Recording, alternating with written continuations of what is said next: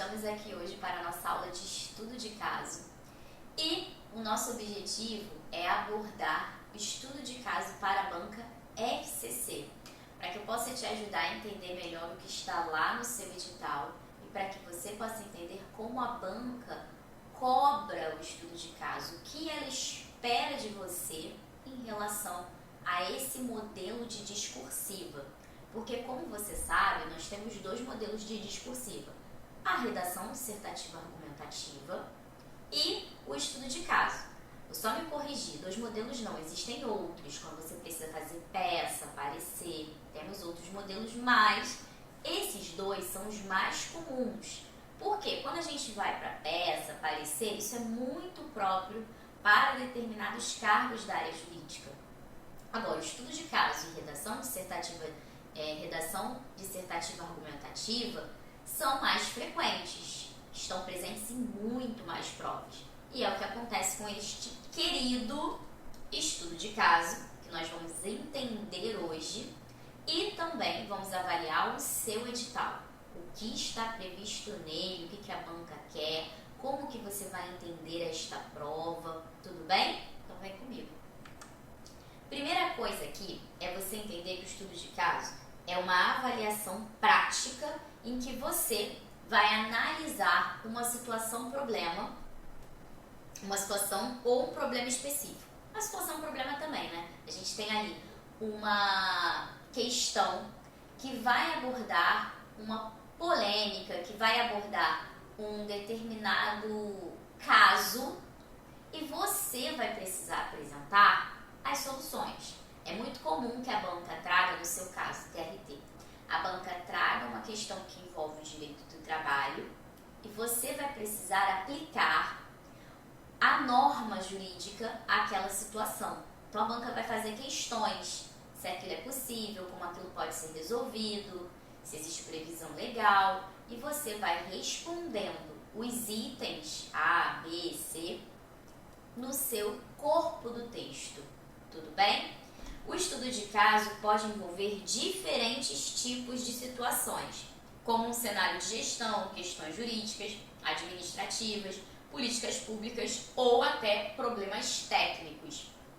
No seu caso, eu acredito que a gente fique muito aqui nas questões jurídicas.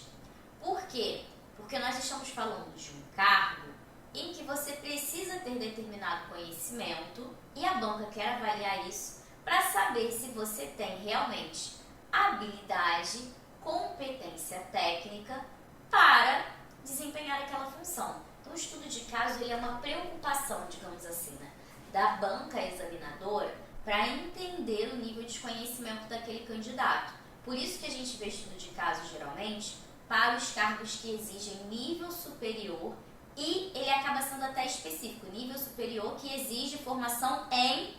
E aí vem a área da pessoa. Por exemplo, vou trazer para o meu campo, tá? A FCC costuma cobrar estudo de caso em concursos para professores. E, no caso de língua portuguesa, por exemplo, a banca traz um problema, uma situação de sala de aula referente ao ensino de um tema e pergunta como aquilo dali poderia ser abordado na atualidade. Pergunta se é possível utilizar algum tipo de recurso tecnológico. Então, eu preciso encaixar o meu conhecimento para responder aquele tipo de questão. E é o mesmo que você vai fazer, encaixar o seu conhecimento para responder a pergunta da banca. E nesse encaixar o conhecimento, é extremamente importante que você utilize fontes. O que são essas fontes? São os repertórios que você vai utilizar. E esses repertórios, eles têm um peso muito grande na pontuação, porque é onde realmente você prova que você detém aquele conhecimento porque você estudou. Então não foi algo que você chutou, tirou da sua cabeça. Por isso que é muito importante, quando a gente fala de discursiva, que o aluno fundamente as suas respostas. E ele fundamenta citando legislação, princípio, súmula, isso tudo no seu caso, doutrina, tudo bem? Você é desafiado a interpretar o problema, considerar possíveis soluções, justificar as suas escolhas e muitas vezes apresentar um plano de ação. Então tudo isso aqui pode aparecer para você no estudo de caso. E a banca vai avaliar o quê? O seu domínio técnico, importantíssimo. O domínio técnico é onde vai entrar essa fonte, essa fundamentação que eu acabei de falar. Forma de expressão do candidato. A forma de expressão vai entrar aqui a linguagem. Se você tem vício de linguagem, se você utiliza os mecanismos de coesão, isso é importantíssimo. Até porque um professor de língua portuguesa provavelmente vai corrigir também a sua redação. Então, se você tem problemas ortográficos, se você tem problema de pontuação, uso da crase, concordância, tudo isso também é avaliado no seu texto. Não pense que só porque é um tema jurídico ou algo assim, que você não vai ter avaliação de um professor. Vai ter, sim, de um professor de língua portuguesa.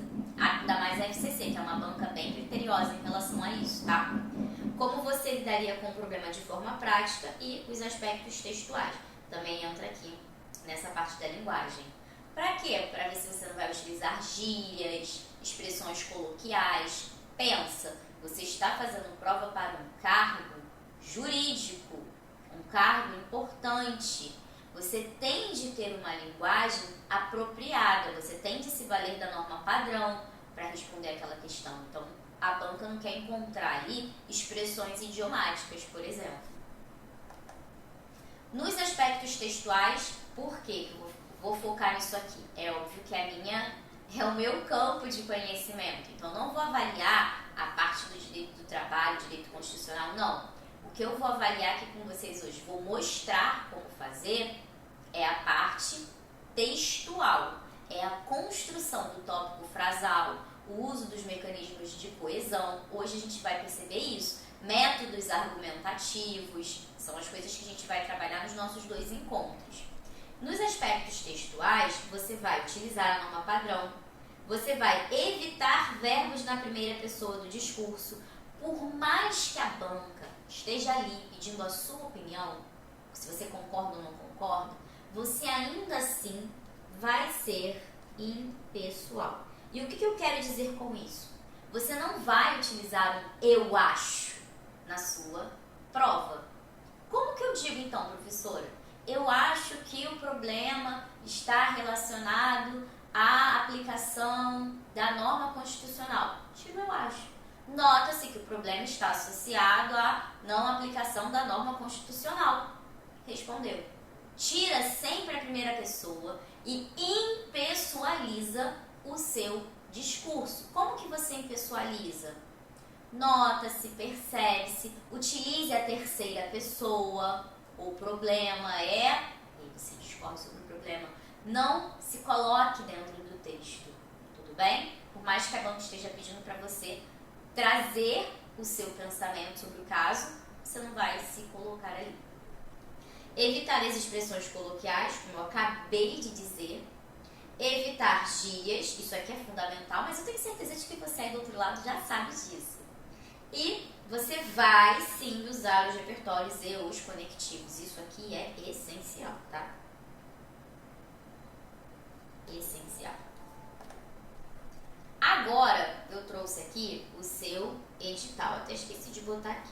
Eu trouxe o seu edital. Para quê? Para que a gente possa interpretar junto o que a banca colocou ali. Tudo bem? Trouxe aqui, porque o estudo de caso vai ser para o cargo de analista do judiciário, área judiciária, e aí a gente tem, né? Prova discursiva será estudo de caso e reger-se-á conforme disposto no capítulo 11 deste edital. Vamos ver então o capítulo 11. Da prova discursiva e estudo de caso somente para o cargo de analista judiciário. Então, vocês foram escolhidos. Não sei se isso é bom ou se isso é ruim. Brincadeira, tá, gente? Óbvio que é bom, porque você está aqui comigo, então você com certeza vai saber desenvolver o seu texto. Para o cargo de analista judiciário, área judiciária, a prova discursiva e estudo de caso será aplicada no mesmo dia e horário das provas objetivas. Isso todo mundo já sabe. A prova de redação ela é sempre aplicada junto com a prova objetiva. A prova discursiva constará de uma questão prática para a qual o candidato deverá apresentar por escrito as soluções. Por que a banca já bota aqui pra gente as soluções? Você já sabe que ela provavelmente vai cobrar A, B, C, ou uma coisa que a FCC tem mania de fazer é A1, A2, ela também gosta, aí depois ela vem com a letra B. A FCC às vezes faz isso, eu já vi em algumas provas. Os temas versarão sobre o conteúdo pertinente a conhecimentos específicos, conforme o programa constante no anexo 2 deste edital. E esses conteúdos eu não trouxe aqui porque não me cabe avaliar com você algo da parte técnica para a qual eu não tenho a aptidão específica para te falar. Olha, isso aqui cai muito, isso aqui cai pouco, eu não tenho essa aptidão, mas o seu professor tem, então tudo certo. A prova discursiva, estudo de caso, destinar-se-á a avaliar o domínio de conteúdo dos temas abordados, a experiência prévia do candidato e sua adequabilidade quanto às atribuições do cargo e especialidade. Serão corrigidas as provas discursivas dos candidatos habilitados e mais bem classificados na prova objetiva, na forma do capítulo 10 deste edital, considerados os empates na última posição de classificação até o limite estabelecido no quadro a seguir. Mas todos os candidatos com deficiência habilitados e também todos os candidatos autodeclarados negros ou indígenas habilitados, os demais candidatos serão excluídos do concurso. Então, se você não conseguir a pontuação mínima na prova objetiva, já era. Isso aqui é importante. Eu vou trazer um ponto aqui, é uma experiência pessoal minha. Meu primeiro concurso. Hoje eu já sou servidora pública, mas antes, quando eu comecei a fazer o concurso, minha primeira prova, eu tinha redação. E eu sou professora de redação. Então, imagina como cheguei à minha prova, com a mentalidade de preciso tirar 10 nessa redação, porque eu sou professora disso. Dediquei todo o meu tempo àquela prova. Eu fiz a melhor prova de redação de um concurso da minha vida, eu tenho certeza disso. Só que eu esqueci que a minha redação só seria corrigida, na verdade eu não tive essa maldade. A minha redação só seria corrigida se eu fosse bem na minha prova objetiva. E aí que veio o problema. Eu dediquei todo o meu esforço à minha prova objetiva. A prova discursiva.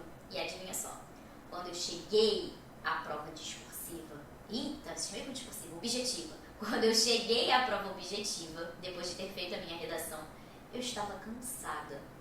Estava cansada mesmo. E eram textos longos. Imagina, professor de língua portuguesa. Eram textos muito longos, textos técnicos. E o meu tic-tac já não estava mais assim, com tanta vontade de trabalhar ali naquele momento. Eu estava muito cansada. Prova longe. Gente, eu fui mal na objetiva. Só tinha o quê? 2 vagas. Então eles iam corrigir pouquíssimas redações, acho que 10 ou 15 redações. E o que aconteceu comigo? Eu não fui bem na minha prova objetiva, obviamente, e a minha prova discursiva não foi corrigida. E eu fiz uma redação incrível, que eu iria provavelmente tirar uma nota de excelência, mas eu não tive malícia de prova. E o que é a malícia de prova? É justamente você saber que, se não for bem na objetiva, não adianta fazer a melhor redação, o melhor estudo de caso, porque ele não será corrigido. Então, é o que eu sempre digo, os meus alunos me perguntam muito isso. Por onde eu começo, professora? Você vai começar pela sua prova objetiva, sempre. Porque sem ela, sem essa prova de excelência, não adianta a melhor discursiva, porque a banca não vai corrigir. Então, o que é melhor? Você dedicar tudo que você tem ali de energia para aquela prova de múltipla escolha, e depois você vai tirar a energia da sua alma. Sempre tem o nosso depósito de energia, aquele momento que você come o seu chocolate e faz a discursiva numa boa, porque você já está aliviado de que você sabe que entregou o seu melhor nas múltiplas escolhas. Então, assim, pensa nisso com carinho. Eu passei por isso e eu não tenho vergonha nenhuma de falar, mas ele é professor e está contando. Gente, o professor tem que contar os fracassos também. Desconfie do professor que só conta o melhor, que é a cereja do bolo. Ele sempre deu certo, passou em todos os concursos em primeiro lugar. Desconfie de pessoas que só têm essas histórias nem vou dizer superação, porque superar é quando você passou por problemas e você consegue vencer estas barreiras. Então, assim, desconfie de quem só te conta a parte boa. Eu venho aqui e conto sem problema algum. Passei por muitos perrengues, sim. Esse foi meu primeiro concurso, não tinha essa malícia. E hoje eu quero te ensinar isso. Começa pelo objetiva. Sempre dá o seu melhor. Quando chegar na parte da discursiva, você vai lembrar de mim falando isso e você vai dar o seu melhor parte 2. Combinado? Então, cuidado, certo? Vamos lá. A prova discursiva terá caráter eliminatório e classificatório e a questão será avaliada na escala de 0 a 10. O candidato que concorrer às vagas de ampla considerar-se habilitado se tiver obtido nota igual ou superior a 6. Então, você vai ter a sua redação, seu estudo de caso corrigido se você ficar naquele número que a banca colocou, um número específico de vagas para correção da redação. Em alguns casos, vamos supor, são 5 vezes o número de vagas. Às vezes as bancas fazem dessa forma. Seu texto vai valer de 0 a 10. Mas se você tirar 5,9, você está eliminado. Mesmo que você tenha gabaritado a sua prova objetiva. Por quê? Porque só vai permanecer ali na concorrência se você tiver 6 para cima. Toma cuidado com isso também. Beleza? E é lógico que você não quer tirar 6, você quer tirar 10, você quer tirar 9,9, 9,8. Por quê? Para você poder ficar numa boa colocação. Para você tirar 6 às vezes, e você tendo ido muito bem na prova objetiva, pode te colocar nas posições lá embaixo. Ou até te eliminar do concurso, porque lembra, caráter eliminatório. Você quer uma boa classificação. Então, dê o seu melhor parte 2 na hora de fazer o estudo de caso. Para o candidato inscrito no cargo e autodeclarado negro ou indígena ou com deficiência, considerar-se habilitado se tiver obtido nota 20% inferior à nota mínima estabelecida para aprovação dos candidatos da ampla concorrência. Restará habilitado o candidato inscrito no cargo e autodeclarado negro ou indígena ou com deficiência que tiver obtido nota igual ou superior a 4,80 pontos. Então aqui a gente já tem uma pontuação diferente.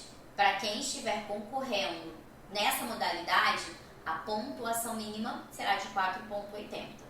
A nota será prejudicada proporcionalmente caso ocorra abordagem tangencial, parcial ou diluída em meio a divagações ou colagem de textos e de questões apresentadas na prova. Aqui eu vou parar e a gente vai comentar muito isso daqui. Primeira coisa, o que é tangencial? Tangencial é quando você tangencia o tema. Ou seja, eu pergunto a respeito da demissão de mulheres grávidas e você me responde a respeito da demissão de mulheres. Tangenciou. Você não foi pontual em relação ao que se perguntou.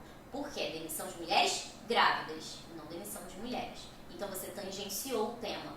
O tema está aqui e você fez isso. Você começou certinho, você foi lá e saiu da curva. Então, não pode.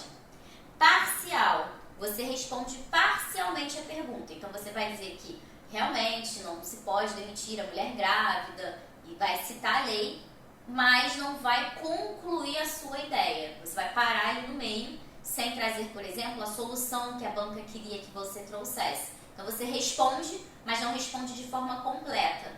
Respondeu parcialmente, você vai ter a sua nota prejudicada.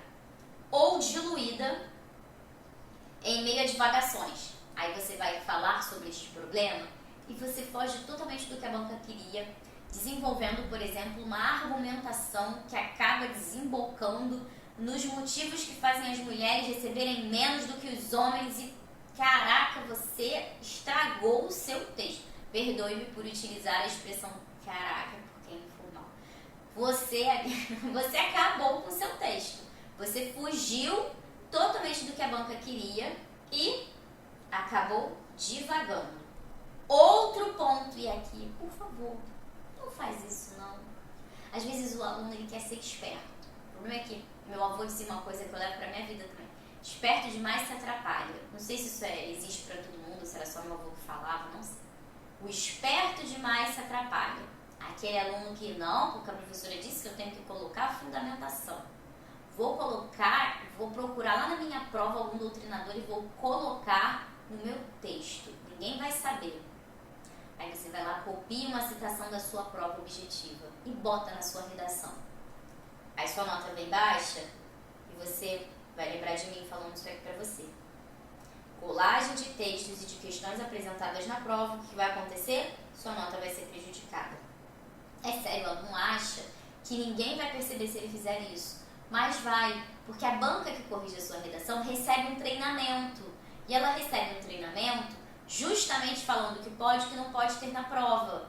Do que vai tirar ponto se aparecer. Então a banca já sabe o que ela vai procurar para te fazer perder ponto. Então assim, não queira bancar o esperto.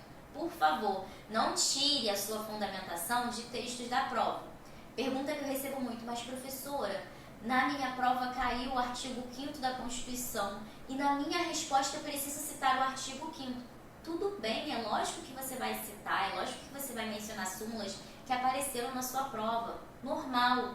O que eu quero te dizer aqui é, tem gente que copia o texto da questão na prova discursiva. Você não vai fazer isso. Entendeu a diferença? Uma coisa é você citar o artigo que apareceu lá na sua questão 30. Tudo bem, acontece.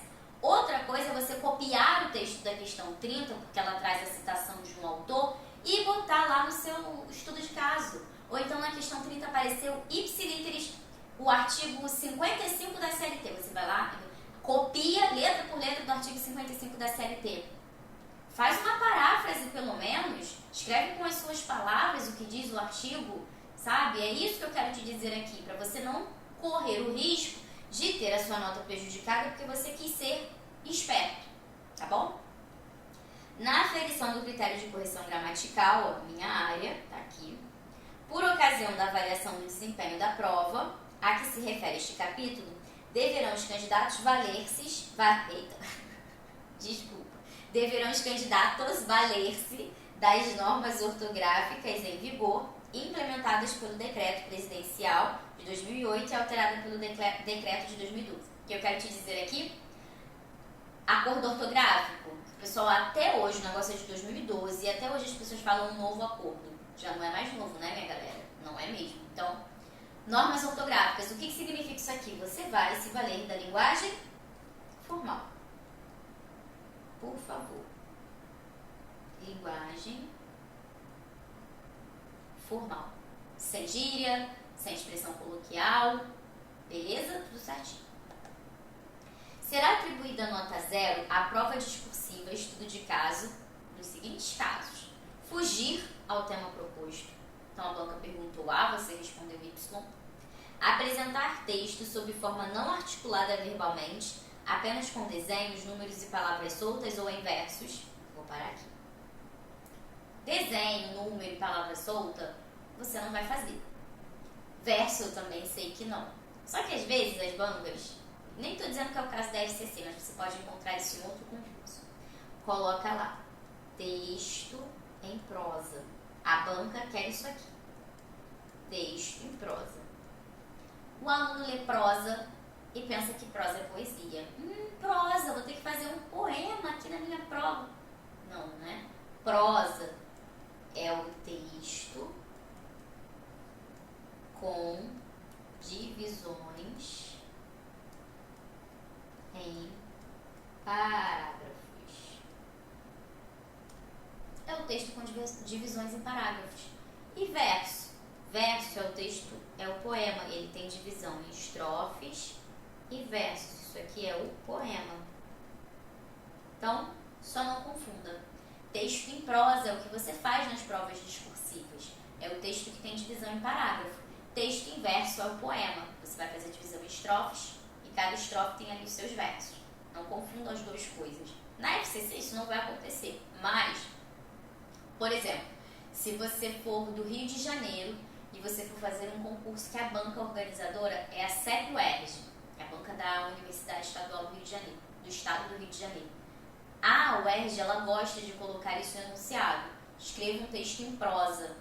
Acho que justamente para confundir alguns candidatos que não estejam avisados deste conteúdo, o aluno vai lá e escreve um texto em poema. E isso é mais comum do que você possa imaginar. Em concurso, muito difícil as bancas utilizarem essa palavra, a não ser a CEP-UERJ, que gosta disso. Mas fica aqui o recado para você não esquecer. For assinada fora do local apropriado, porque isso vai contar como identificação. Apresentar qualquer sinal que de alguma forma possibilite a identificação do candidato. Se a prova estiver em branco, óbvio, né? Mas o óbvio precisa ser dito, porque o candidato pode achar que deixou em branco, mas assim, não vai ser eliminado do concurso. Tem gente que, infelizmente, não sei o que acontece. Apresentar letra ilegível ou incompreensível. Vou parar aqui também, que é importante a gente falar a respeito disso aqui. Galera, não adianta pensar, eu fiz, o professor vai ler e vai entender. Uma coisa é quando você contrata um professor para corrigir suas redações e você tem uma letra difícil para se compreender. O professor, ele vai se esforçar ao máximo para ler. Ele vai entrar em contato com você. Eu faço isso com os meus alunos. Quando eu não entendo, eu marco na minha correção ilegível. E o aluno às vezes vem me falar, professor, eu escrevi tal coisa. Eu digo, beleza, ficou bom, não ficou bom. Só que o examinador, ele não vai ficar ali, eu acho que ele quis dizer isso. O examinador não vai perder precioso tempo dele de correção tentando identificar o que você escreveu. Então, se a sua letra, ela é difícil, se os professores te alertam em relação a isso, caderno de caligrafia. Mas é caderno de caligrafia. Poxa, na internet, no Pinterest, se você digitar lá caligrafia, você encontra um monte de coisa para você baixar, imprimir e fazer. Mas eu não tenho como imprimir. Não tem problema. Vai na papelaria, compra um caderno de caligrafia e faz. Porque é para o seu bem, é para a sua prova. Quanto mais clareza tiver ali no seu texto, mais alegre o corretor vai corrigir aquela redação. Pensa comigo, ele vai corrigir em torno de 200, 300 redações, até mais, se bobear, e ele quer encontrar um texto em que ele consiga entender o que ele lê. É muito frustrante para nós, enquanto professores, quando vamos corrigir a redação do aluno, do candidato, e a gente não entende a letra. É muito frustrante, vocês nem imaginam o quanto.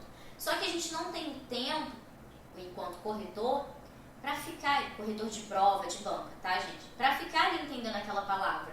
Outra coisa é o professor particular. Por quê? Inclusive vai te guiar, para falar, olha, caderno de caligrafia você está precisando. Compra, imprime, ou até o professor te envia, quando os meus alunos me pedem, eu envio para eles material de caligrafia para ajudar. Eu ajudo também nesse sentido. E pode me enviar as fotos, as imagens para eu poder corrigir, avaliar como que está. Eu faço esse acompanhamento porque eu sei que isso aqui é importante. E às vezes uma palavra que não estava legível faz você perder ponto. Não atender aos requisitos definidos na grade de correção, máscara de critérios definidos. Aqui tem um ponto importante, porque dificilmente a FCC, no edital, coloca a grade de correção dela da discursiva. Eu já observei isso. Eu acho tenebroso. Eles fazem eles só colocam a grade, disponibilizam a grade para vocês quando eles entregam um espelho da correção da sua redação. E é aí que você descobre no que você foi avaliado, entre aspas, porque a gente tem um padrão do que é avaliado em provas discursivas. Mas eu acho que isso poderia vir no edital, como a FGV faz, por exemplo. Respostas que apresentarem trechos reproduzidos de textos já divulgados em fontes de acesso público a que a banca examinadora tem acesso, ou que apresentem cópia de trechos dos textos motivadores de questões ou textos da prova objetiva. Poderão ser penalizados com redução drástica da nota. Eu acabei de te avisar isso no slide anterior. E olha aqui, ó. Redução drástica. Você não vai copiar o que já apareceu na sua prova. Não faça isso. Não será permitida nenhuma espécie de consulta, nem a utilização de livros, códigos, manuais impressos ou qualquer anotação. Será atribuída nota 0 à prova discursiva. Eu acho que isso foi o que eu acabei de ler com vocês. Isso eu repeti o slide, perdão. Na prova discursiva, deverá ser rigorosamente observado o limite máximo de 30 linhas. Agora a gente tem essa novidade. No concurso anterior do TRT, aliás, anterior não, porque acho que a prova ainda não aconteceu. TRT do Rio, eu acho que são 15 linhas, ou foi o TRT anterior, eu não me lembro. Mas teve uma prova do TRT deste ano que não tem 30 linhas, são 15 linhas para você responder o estudo de caso. Agora a banca trouxe essa novidade. E o que eu achei interessante aqui? Eu trouxe um estudo de caso da FICC, que foi de 2014, é uma prova mais antiga, só que a gente tem dificuldade para encontrar provas da FCC de estudo de caso que tenham uma resposta padrão. Eu encontrei esta e trouxe para vocês. E o interessante dela é que o candidato iria formular uma redação comentando o problema que a banca trouxe. E eram 30 linhas.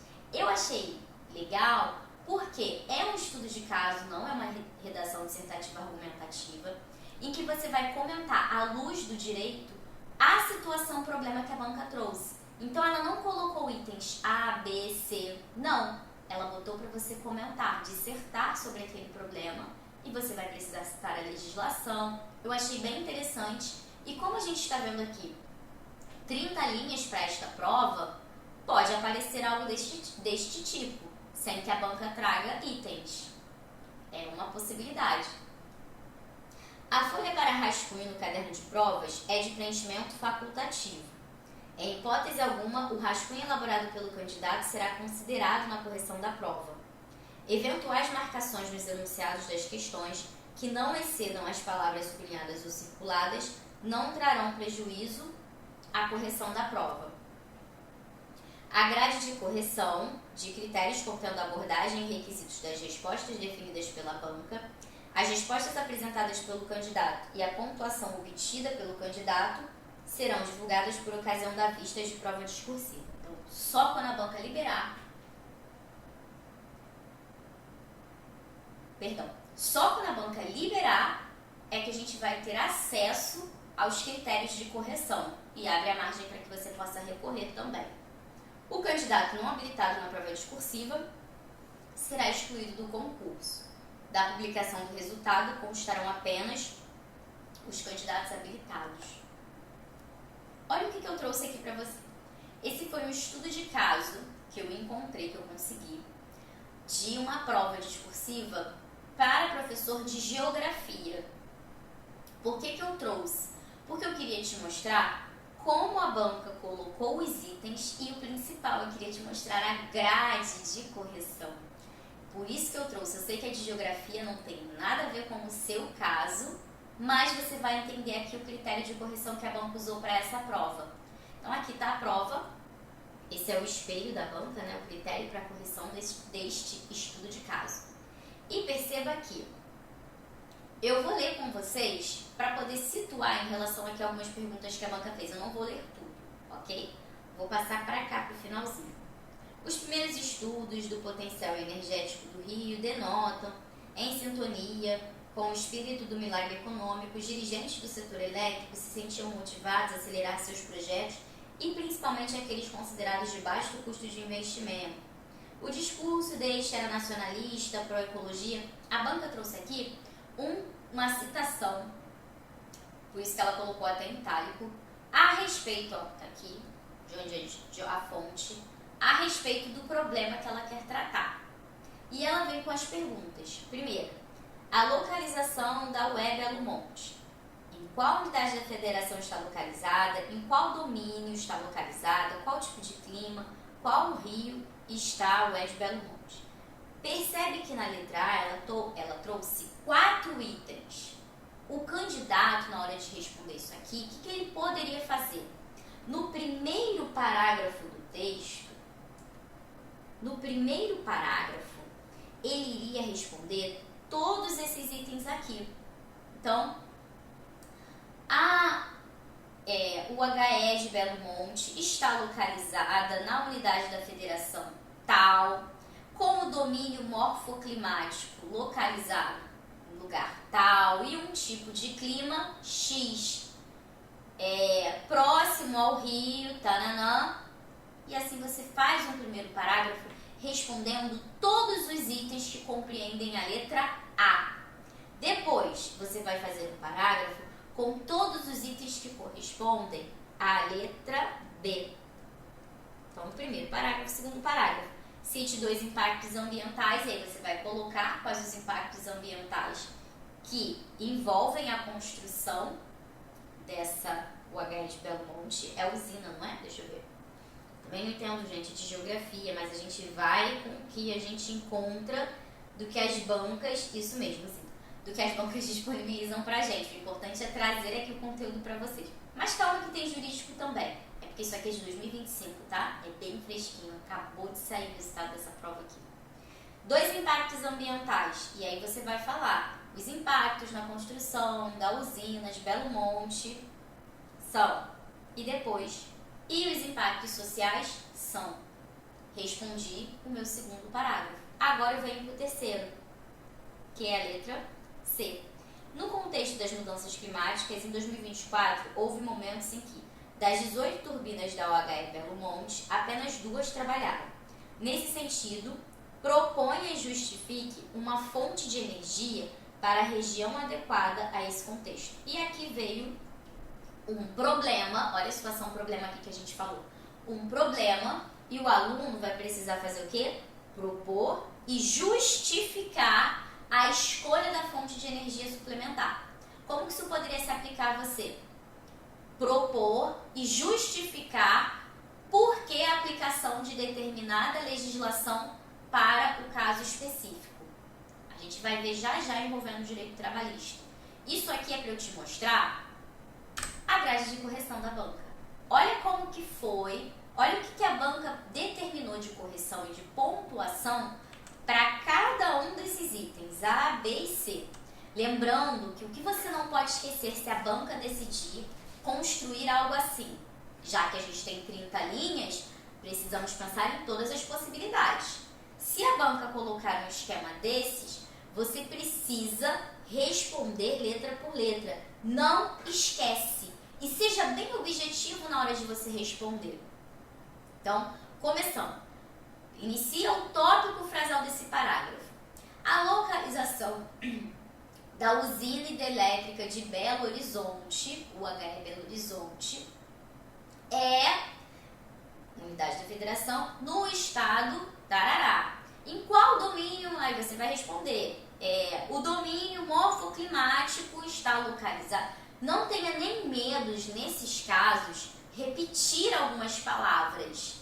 Por quê? Para você mostrar para o examinador que você está respondendo especificamente o que ele te perguntou, que você não está enrolando para trazer aquelas informações. Tudo bem? No próximo parágrafo vem o segundo item, responda também os subitens que a banca traz e, nesse caso aqui, finalizar trazendo uma proposta e uma justificativa. Vamos para a grade de correção. Localização: Pará, domínio amazônico, equatorial úmido e Rio Xingu. Então, o aluno ganharia 40, olha gente, 40 pontos é muita coisa. O aluno ganharia 40 pontos só de trazer todos esses itens aqui. E certamente itens que ele conseguiria entender muito fácil aqui pelo mapa. E, poxa, é da área de domínio dele, né? Geografia. B. Impactos da construção. E aí a banca colocou aqui quais impactos que poderiam ser citados. E olha, a banca só queria 2 de cada. Olha quanta opção que tinha. 40 pontos. E por último, uma proposta e a justificativa dessa proposta. E a banca colocou aqui também. Não vou ficar lendo com vocês porque não cabe nada a ver o tema com o seu jurídico do seu lado, a língua portuguesa do meu lado. Beleza, galera? Então, olha só. Tudo uma questão de estruturar a resposta.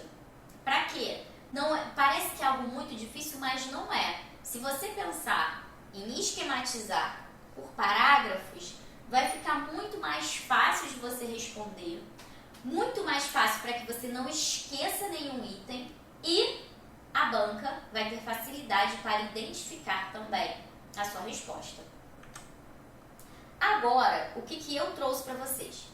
Critérios de correção que podem ser usados pela FCC. Isso aqui eu não trouxe porque eu tirei da minha cabeça. Vozes da minha cabeça. Não. Isso aqui foi porque eu já vi em concursos a banca utilizando este modelo, estrutura, conteúdo e expressão, para corrigir as discursivas. Quando a banca traz estrutura, ela avalia se a resposta é de fato um estudo de caso, se cumpre a estrutura do gênero e tipo textual solicitado, se você observa a organização textual, a paragrafação, os mecanismos de coesão. Então a banca vai avaliar essa estrutura. Conteúdo, análise das ideias fundamentadas. Aqui, se você utilizou as citações, se você utilizou fontes para fundamentar o seu texto, a sua resposta. A coerência, o senso crítico, verificar se a resposta está de acordo com a pergunta, avaliar a fundamentação também. Leis, artigos, súmulas, repertórios, isso aqui é muito importante, fica no conteúdo. E por fim, a expressão, adequação vocabular, análise do uso da norma padrão, correção gramatical, ortografia, sintaxe, morfologia, pontuação, regência, concordância. Essa estrutura, que também é um padrão de cobrança da FCC, vem nesse padrão aqui, estrutura, conteúdo e expressão, e tem esse significado para cada um dos itens. Agora eu trouxe aqui um exemplo para a gente treinar este estudo de caso. João trabalhou como auxiliar administrativo em uma empresa de segurança patrimonial por 6 anos, sempre com registro em carteira e jornadas de 44 horas semanais. Essas informações aqui são importantes. Olha, ele trabalhou por 6 anos, registro em carteira e jornada de 44 horas semanais. Após ser dispensado, sem justa causa, ajuizou reclamação trabalhista pleiteando, entre outros pedidos, o pagamento de horas extras, alegando que, embora o contrato previsse 44 horas semanais, ele frequentemente era compelido a trabalhar aos sábados por mais 4 horas. Então você vai marcar reclamação trabalhista, pagamento de hora extra, compelido a trabalhar aos sábados por mais 4 horas, sem qualquer pagamento adicional. A empresa, em contestação, alegou que havia banco de horas pactuado por acordo individual. Já sabemos, pelo que eu lembro, vagamente a gente vai ver na resposta, mas eu acho que isso está errado, hein? Conforme autorizado pela CLT. Então, já não sei se está errado. João, por sua vez, impugnou a existência do acordo, alegando nunca ter assinado qualquer documento nesse sentido. Durante a instrução, a empresa apresentou o suposto acordo individual de compensação. Aliás, a empresa não apresentou o acordo, nem qualquer registro do controle de jornada. E a única testemunha ouvida, indicada por João, confirmou que a empresa exigia horas extras frequentes sem compensação. Temos aqui nossa situação problema. E agora, vamos à pergunta da banca, letra A. Considerando a legislação trabalhista e a jurisprudência consolidada do TST, como deve o juiz do trabalho decidir quanto ao pedido de horas extras? Fundamente a sua resposta. E letra B. Qual é o ônus da prova em relação à jornada de trabalho e à existência do acordo de banco de horas no caso em questão? Explique com base na CLT e na súmula 338 do TST. Aqui a gente já percebe uma diferença em relação à outra prova que nós acabamos de ver. Aqui, a banca, ela quer que você trabalhe especificamente com esses dois conteúdos e você vai formular 2 parágrafos. O primeiro parágrafo para responder a letra A, o segundo parágrafo para responder a letra B. E por que é diferente? Aqui a gente não tem A1, A2, A3, a gente não tem subitens para essa resposta, como aconteceu lá naquele outro concurso. Vamos ver aqui um padrão de resposta. Lembrando que aqui a gente tem só 15 linhas. Isso aqui seria um padrão para uma prova em que o máximo de linhas oferecido pela FCC seria o máximo de linhas seria 15. Beleza? Vamos lá. O juiz deve julgar procedente o pedido de horas extras formulado por João. Percebe que No tópico frasal, você já responde diretamente o que te foi perguntado. Olha aqui. Considerando a legislação e a jurisprudência, como deve o juiz do trabalho decidir quanto ao pedido de horas extras? Essa primeira pergunta já foi respondida de forma clara. Com isso, o candidato ganha linha para dar continuidade às suas respostas e o examinador já percebe que ele foi objetivo. Ele não começou contando uma historinha, ele foi direto. Então, o juiz deve julgar procedente o pedido de horas extras formulado por João. Agora, ele vai explicar, ele vai fundamentar a resposta, porque a banca pediu. Isso ocorre porque, percebam que a gente precisa dos nossos mecanismos de coesão. Eu vou marcar os mecanismos de coesão em roxo, tá? Isso porque, isso aqui é mecanismo de coesão. Ficou muito escuro? Ou vocês conseguem enxergar? Não vou ter a minha resposta agora, né? Mas enfim. Vou marcar com a caneta, porque eu acho que vai ficar melhor para vocês enxergarem. Eu dou tanta aula ao vivo e eu fico dialogando com os alunos. Ficou bom para enxergar? E eles me respondem. Esse podcast está sendo gravado. Inclusive, vou aproveitar para te fazer um convite. Se você quiser estudar português do zero comigo, vou iniciar uma turma no mês de maio e a turma está maravilhosa. Você não tem ideia do que a gente vai ver nessas aulas, com resoluções de questões de todas as bancas, inclusive da FCC. Vou trabalhar muito em interpretação de texto da FCC. O curso está maravilhoso. A gente vai estudar do zero, porque vamos ver teoria e vamos resolver questões ao vivo, questões recentes de 2025, 2024, enfim, uma maravilha. Vamos lá. Isso porque, aqui a gente tem um conectivo.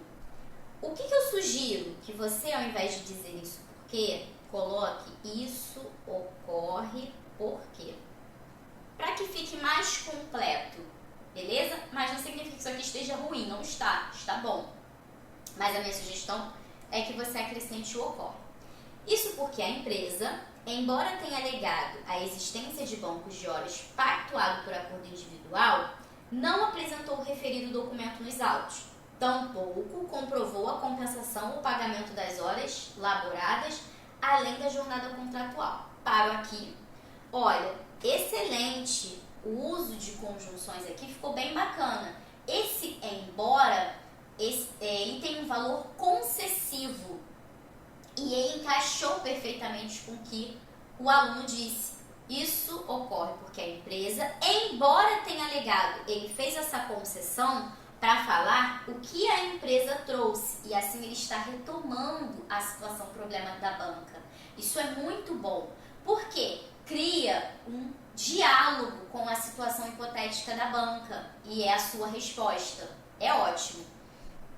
Não apresentou o referido documento nos autos, tampouco comprovou a compensação ou banco de horas das jornadas laboradas, além, olha, esse laboradas ficou muito bom, enriquece o vocabulário para evitar falar trabalhada, ele pode já ter utilizado essa palavra, então ele utiliza como um mecanismo de coesão.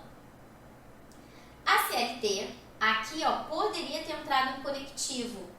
Vamos ver o valor desse conectivo? Vem comigo. A CLT, no artigo 59, parágrafo 2º e 3º, admite a compensação por acordo individual escrito, mas exige sua efetiva celebração, o que não restou demonstrado. Aqui a gente poderia colocar, nesse sentido, a CLT, e aí ele trouxe os artigos, ótimo, porque ele está fundamentando, isso aqui é a fundamentação, tá perfeito. Vou marcar essa fundamentação em verde. Excelente, porque a banca pediu e ele trouxe. Maravilhoso. Ademais, olha, mais um conectivo aqui pra gente, ótimo. Ademais, a única testemunha ouvida confirmou a exigência de labor extraordinário sem contraprestação, o que reforça a verossimilhança da alegação do autor. Assim, mais um conectivo para encadear essas ideias é devida à remuneração das horas excedentes com o respectivo adicional legal, nos termos do artigo 7 da Constituição Federal e súmula 85 do TST. Excelente! Está bem fundamentado aqui. O artigo 7º e a súmula. A banca pediu a fundamentação e ele trouxe a fundamentação. A primeira resposta está completa, de acordo com o que a banca pediu no enunciado. Veja, considerando a legislação trabalhista, ele citou a legislação, ele citou a súmula do TST e ele respondeu de que forma o juiz deve agir. Perfeito. Agora vamos ver a segunda pergunta. Vou ler novamente com você. Ônus da prova. A segunda pergunta vai falar sobre esse tema. Ônus da prova. A quem cabe o ônus da prova? Quem deve provar essas alegações? Vamos ver se ele fez tudo certinho. Em relação à jornada e a existência de acordo de banco de horas no caso em questão. A quem cabe essa comprovação que está sendo alegada? Ao trabalhador ou à empresa? Explique com base na CLT e na súmula. A banca já trouxe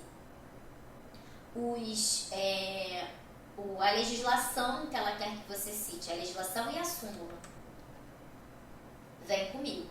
Aqui, ó, poderia ter começado com quanto ao ônus, só para a gente poder manter essa relação de coesão. Não significa que esteja errado, ele não perdeu ponto por isso, tudo bem?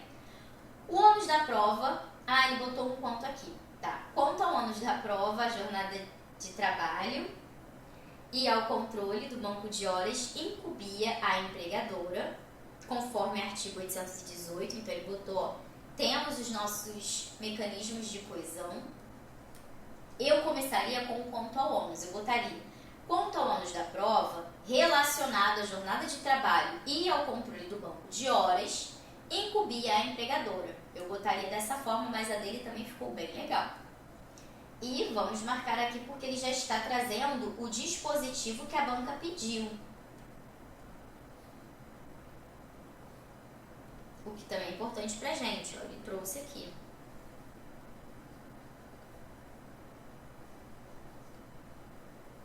Conforme o artigo 818 da CLT e o artigo 373(2) do CPC, a súmula 338, primeiro do TST, estabelece que a ausência de apresentação justificada dos controles de ponto gera presunção relativa de veracidade da jornada declinada na petição inicial, o que se aplica ao caso. Como a empresa não apresentou os registros nem comprovou o acordo de compensação, presume-se verdadeira a jornada alegada por João. Portanto, é correta a condenação ao pagamento das horas extras, com reflexos legais. Olha que bacana que ficou isso. Nós temos também os nossos conectivos que aparecem aqui. O portanto, ele é conclusivo. Então, ele é muito bem visto quando você encerra a sua resposta e você o apresenta para gerar essa conclusão final. E fica muito bom. E o outro que ele usou aqui que eu gostei bastante, cadê? É esse como aqui, que tem um valor causal. Já que a empresa não apresentou os registros nem comprovou o acordo de compensação, presume-se verdadeira a jornada alegada por João. Esse como aqui, ele tem um valor causal. É até bom vocês perceberem isso, porque o como é uma conjunção que pode ter valor causal, pode ter o valor comparativo ou conformativo. Aqui ele é causal porque ele tem o valor de porquê, de já que. Então fica essa dica para vocês. E assim toda a resposta foi elaborada. Trouxe mais uma situação hipotética para nós trabalharmos. O Tribunal Regional do Trabalho da 12ª Região adotou recentemente um sistema de inteligência artificial denominado JUSTRT-IA, voltado à triagem inicial de petições e à sugestão automatizada de minutas de despachos e sentenças para auxiliar magistrados e servidores na análise de processos repetitivos. A ferramenta utiliza padrões identificados em decisões anteriores e analisa a jurisprudência predominante para gerar textos jurídicos preliminares. Contudo, Advogados passaram a manifestar preocupação quanto à ausência de transparência do algoritmo e a possibilidade de decisões judiciais estarem sendo tomadas com base exclusivamente em sugestões da IA, sem efetiva análise humana. Em uma ação trabalhista envolvendo o reconhecimento de vínculo empregatício, com base em trabalho por meio de aplicativo, a parte autora alegou que o juiz copiou integralmente a minuta gerada pela inteligência artificial, sem considerar as peculiaridades do caso concreto. Eu vou até dar uma pausa aqui, porque eu fiquei sabendo de um caso que acho que o juiz elaborava as sentenças por inteligência artificial e parece que o CNJ se manifestou, teve um problema envolvendo essa prática, esse uso da inteligência artificial para a elaboração de sentenças. E isso é bem preocupante, porque imagina se a inteligência artificial, se as pessoas chegam a esse nível de uso da inteligência artificial, o que a gente começa a ter do pensamento humano nas decisões que vão interferir tão seriamente na vida das pessoas. Isso é muito sério e é algo que me preocupa e é algo que eu vejo como possibilidade de tema. Eu vejo muita possibilidade de tema para as provas discursivas, estudos de caso, neste momento em que nós estamos vivendo o boom da inteligência artificial. Tanto é que no ano passado o TRF2 trouxe uma temática envolvendo tecnologia e foi bem interessante até o tema da redação. Eu acredito muito que a gente possa ter ainda este ano bancas cobrando a inteligência artificial como um elemento do tema da discursiva. Vejo isso assim, então estude, veja como a inteligência artificial se aplica à área para a qual você está estudando, para a qual você vai fazer o seu concurso, veja o que grandes pensadores estão dizendo, os problemas e os pontos positivos. É muito válido você ir fazendo esses estudos, porque uma hora isso vai cair em prova e vai cair assim, algo parecido até com isso aqui que eu trouxe para vocês. Então, vamos lá. O uso da inteligência artificial por órgãos públicos, como a Justiça do Trabalho, é compatível com os princípios constitucionais da administração pública? Aponte eventuais limites. Aqui a gente tem um estudo de caso, mas isso aqui também envolve uma argumentação. É um estudo de caso, mas você vai desenvolver argumentando, porque a banca pediu isso aqui para você. Aponte eventuais limites. Então você vai responder com base no que a banca perguntou, se é compatível com os princípios constitucionais, e você vai argumentar para justificar a argumentação, justificando a sua resposta. Uma sugestão que eu dou, já comece trazendo a sua resposta no primeiro tópico frasal. Pá, bota ali. Depois você justifica e pode, para poder incrementar essa resposta, se valer das conjunções concessivas. E o que eu quero dizer com isso? Vamos supor que você é a favor desse uso e que você acredita que os princípios constitucionais, eles dão margem a que se possa utilizar a inteligência artificial na administração pública. E eu acredito que sim, que isso é possível sim, porque facilita a vida das pessoas, mas não para casos sérios como formulação de sentença. Sabe, usar o algoritmo para julgar casos, eu não concordo nem um pouco com essa estrutura da situação hipotética. Mas aí sou eu, Catarina, você tem que ter a sua resposta com base na sua perspectiva jurídica. Eu nem atuo mais na área para poder ter o melhor dos pensamentos aqui. Mas a gente está falando de liberdade de pensamento para essa pergunta. Não existe aqui, a meu ver, uma única resposta, mas existe um padrão de fundamentação, porque você vai precisar se valer desses princípios e a partir deles você vai dizer se cabe ou não cabe e justificar a sua resposta.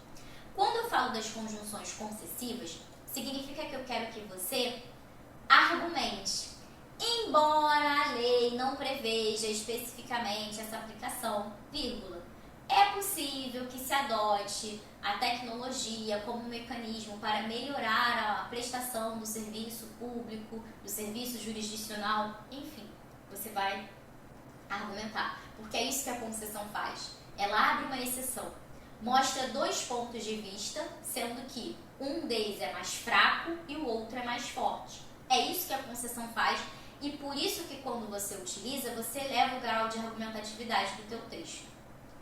Vamos ver a segunda. No caso concreto apresentado, quais garantias processuais e éticas podem ter sido violadas? Olha o que a banca disse.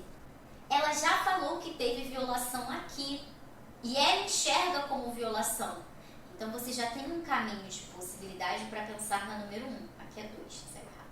Você já tem um caminho de resposta para pensar na número 1. E você pode usar a concessão justamente nesse sentido. Embora o uso da inteligência artificial possa facilitar a rotina na administração pública, deve ser utilizada com cautela para que não viole direitos e garantias fundamentais dos indivíduos. E aí você cita o exemplo do texto. Tudo bem? Fundamente com base nos princípios do devido processo legal e da atuação jurisdicional. A banca já te disse a fundamentação que ela quer encontrar no seu texto. Vamos ver uma resposta? Vamos ver o que essa aluna colocou aqui pra gente. O uso da inteligência artificial pela administração pública, inclusive pelo judiciário, aqui o aluno tem que botar poder. Pode perder ponto, ok? Por quê? Não é judiciário, você não é íntima do judiciário, para chamar assim, é poder judiciário, e sempre com P maiúsculo, J maiúsculo. Poder judiciário, poder legislativo, poder executivo. O uso da inteligência artificial pela administração pública, inclusive pelo poder judiciário, é compatível com os princípios constitucionais. Olha aí a ressalva, desde que observado o respeito à legalidade, impessoalidade, moralidade, publicidade e eficiência. Temos a nossa fundamentação, artigo 37. Perfeito, porque citou os princípios. Aqui faltou conectivo, ó. Nesse sentido, sempre que você dá continuidade àquela explicação, utilize nesse sentido, porque ele vai enriquecer a coesão do texto. Nesse sentido, a tecnologia pode contribuir para a celeridade e padronização de decisões em casos repetitivos, promovendo maior eficiência na prestação jurisdicional. Olha agora, tem uma argumentação aqui. Não é conjunção concessiva, é conjunção adversativa, mas contribui igualmente para elevar o grau de argumentatividade do texto. E por que eu estou dizendo isso? Olha para cá. Aponte eventuais limites. Quando a banca bota isso, ela quer contra-argumentação? Sim. Vem comigo. No entanto, há limites. Aqui faltou um conectivo para introduzir a explicação. Isso ocorre porque o uso da inteligência artificial não pode substituir a análise humana em decisões judiciais. Aqui faltou conectivo. Poderíamos ter também o com efeito. Com efeito, isso ocorre porque, devido a, vamos ver, o uso da IA não pode substituir a análise humana em decisões judiciais sob pena de violação da garantia do juiz natural e da individualização das decisões. Além disso, temos conectivo, o princípio da publicidade exige que os critérios adotados pelo sistema sejam transparentes e auditáveis em respeito à confiança do jurisdicionado. Tá? Perfeito. Faria apenas esses ajustes para que a gente possa elevar o grau de coesão do texto. E aqui, ao invés de utilizar os parênteses, eu colocaria uma conjunção conformativa. Então, oh meu Deus. Eu colocaria, não pode escrever muito ali em cima, não sei o que acontece que fecha. Eu colocaria um conforme, um segundo, de acordo com, isso elevaria o grau de argumentatividade do texto. Perdão, argumentatividade não, o grau de coesão textual. Quando vocês utilizam esses conectivos, vocês estão se valendo da coesão sequencial. isso contribui para as relações lógico-semânticas entre as orações, entre os períodos. Fica muito bacana o texto quando ele se vale desses recursos. Vamos para a segunda questão que vem no segundo parágrafo. Então, era aqui, ó. No caso concreto, quais garantias processuais e éticas podem ter sido violadas? Fundamente. Bora lá. E ele já me disse os princípios que ele quer ver. Devido processo legal e atuação jurisdicional. No caso descrito, começou bem, a possível violação ao devido processo legal, a ampla defesa e a motivação das decisões judiciais. Ele botou aqui parênteses. Eu sugiro a mesma coisa, de acordo com o artigo 93 ou conforme, para a gente poder ter conectivo. A decisão que apenas reproduz minuta, aí aqui ó, conectivo também, para justificar. Então, com efeito, isso ocorre porque, devido a decisão que apenas reproduz minuta gerada por IA, sem considerar as especificidades do caso concreto, fere o princípio da fundamentação individualizada e pode comprometer a imparcialidade e o controle jurisdicional. Eticamente, ó, aqui poderíamos ter um ademais, outro sim. Além disso, eticamente, a conduta também contraria os deveres do magistrado de julgar com base em critérios humanos, justos e proporcionais. Ainda que a IA auxilie na elaboração de peças, é indispensável que o magistrado analise o conteúdo, aplique o direito ao caso concreto e ofereça motivação própria. A autonomia do julgador não pode ser delegada a uma máquina. Aqui a gente precisa finalizar com um conectivo.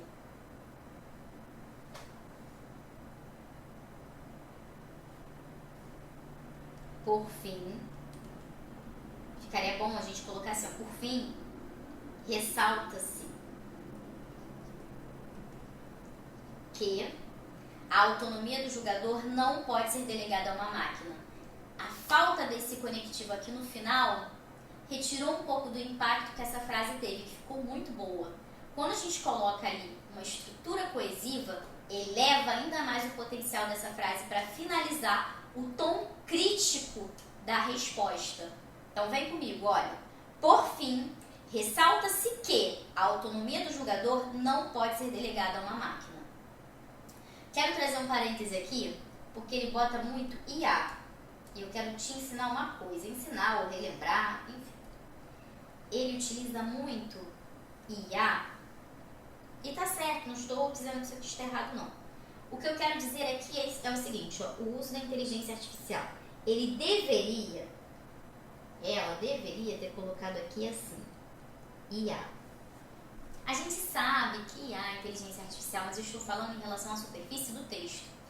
Quando você depois vai utilizar uma sigla, você primeiro precisa trazer o nome daquela sigla. Ele trouxe, tá aqui. Mas o que faltou? Botar entre parênteses assim do ladinho a sigla que você vai utilizar para se referir àquela informação dentro do seu texto. Tudo bem? Então, pensem nisso na hora que vocês forem construir. Você pode usar a sigla. Na primeira aparição precisa vir o nome completo e aí sim, entre parênteses, a sigla que você vai utilizar para se referir àquele termo. Isso é questão textual. Vamos adiantar. Dicas finais. Como responder? Leitura atenta do caso. Você vai identificar os sujeitos envolvidos no problema, as relações jurídicas que existem naquela questão, as normas que são aplicáveis. Coloque essas normas no rascunho. Então, coloque no rascunho. Isso aqui vai te ajudar muito. Colocar as normas no rascunho vai abrir sua cabeça para pensar na sua fundamentação. E identifique o conflito principal, que é o que você vai abordar e precisar solucionar. No planejamento da resposta, você vai rascunhar os seguintes tópicos mentalmente e na folha de rascunho. Qual é a sua tese? Ou seja, qual vai ser a sua linha de defesa? Qual artigo sustenta? Qual a fundamentação? Você vai pensar aqui na fundamentação. Lei. Vocês viram que em muitas das respostas nós trabalhamos os princípios. Então, leis, princípios, as súmulas também, que são muito importantes para a galera do direito do trabalho. Jurisprudência, há princípios constitucionais envolvidos, então pensa nesses elementos aqui na hora de estruturar a sua resposta. Em relação à redação, linguagem técnica, o mais técnica possível. Porque no direito, o uso da linguagem formal ele é extremamente necessário e privilegiado.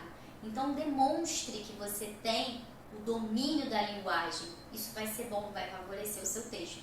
Lógico que não é você escrever com palavras que nem você sabe o que significa. Então, também não é para tanto. Evite rodeios ou repetições e use parágrafos curtos e bem estruturados. Agora, as minhas dicas de temas que podem aparecer lá no seu estudo de caso. Competência da Justiça do Trabalho, direito de greve, responsabilidade do empregador, princípios constitucionais aplicados ao direito do trabalho, controle de constitucionalidade, acesso à justiça e devido processo legal. Eu vou acrescentar aqui também questões que envolvam relações de trabalho e os aplicativos. Como Uber, Pop, iFood. Essas relações de trabalho, como que elas se dão, isso pode aparecer. E a inteligência artificial e o direito do trabalho. Eu acredito que isso aqui também possa aparecer. Na verdade, assim, eu estou muito pensativa em relação à inteligência artificial para os próximos temas de redação. E é isso. Terminamos o nosso primeiro encontro. Espero que você tenha gostado e que venha comigo para a nossa aula 2. Tchau, tchau!